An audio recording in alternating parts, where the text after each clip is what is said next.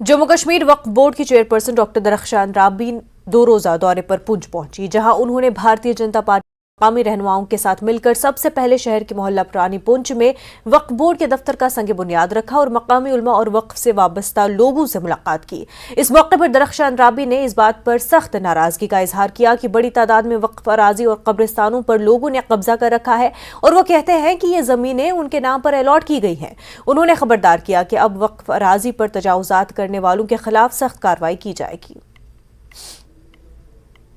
में विजिट हुई तो हमने आज यहाँ पे पार्टी ऑफिस का भी फाउंडेशन रखा है और इसके बाद हम बाकी जगहों पे भी जा रहे हैं, वहाँ भी हमने फाउंडेशन, क्योंकि पहले जब आप आए अब तो सर्वे में ही थे कि सर्वे करना है और देखना है कहाँ कहाँ हमारे वक्फ की प्रॉपर्टीज हैं। तो हमारी पार्टी की लीडरशिप का भी ये मानना है कि वक्फ की प्रॉपर्टी को बचाना है, क्योंकि हमारे यहाँ पे क्या हुआ है कि लोगों ने मज़ारात पे मतलब कब्रिस्तानों पे घर बनाए हैं। ये अफसोस वाली बात है, कब्रिस्तानों पे कब्जा किया हुआ है,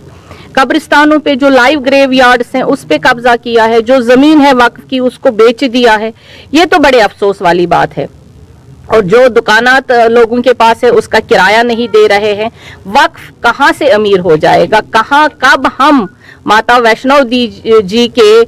वहां तक पहुंचेंगे जो वहां पे डेवलपमेंट हुई है, जो वहां पे यूनिवर्सिटी चल रही है, जो वहां पे हॉस्पिटल चल रहा है, जो वहां ज़ायरीनों को फैसिलिटीज मिलती हैं, वो कहाँ कब तक हम, जब हम खुद ही इसको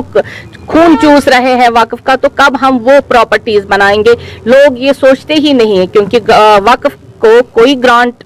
गवर्नमेंट से नहीं मिलती है। लेकिन मैं शुक्रिया अदा करूंगी आप भाइयों का भी और जो हमारे ऑफिसरान है आज की डेट में, जो पीछे गवर्नमेंटों ने और उनके एडमिनिस्ट्रेटरों ने